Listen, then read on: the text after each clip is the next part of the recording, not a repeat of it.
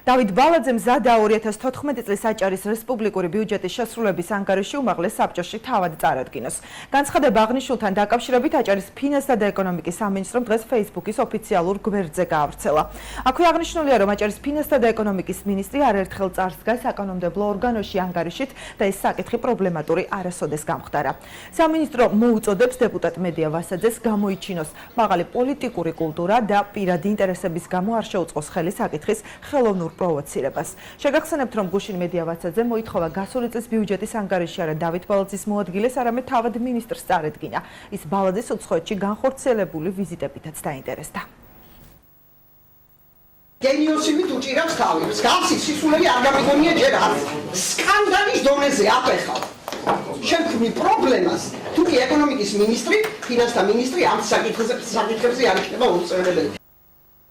საქართველოში დაბრუნებისთანავე დეპუტატების სურვილის შემთხვევაში დავით ბალაძემ მზადაა 2014 წლის აჭარის რესპუბლიკური ბიუჯეტის შესრულების ანგარიში თავად წარადგინოს უმაღლეს საბჭოში. აქვე აღნიშნავ, რომ აჭარის ფინანსთა და ეკონომიკის მინისტრი არაერთხელ წამდგარა საკანონმდებლო ორგანოში ანგარიშით და ეს საკითხი პრობლემატური არასოდეს გამხდარა. სამინისტრო მოუწოდებს დეპუტატ მედია ვასაძეს გამოიჩინოს მაღალი პოლიტიკური კულტურა და პირადი ინტერესებისთვის არ მოახდინოს საკითხის ხელოვნური პროვოცირება.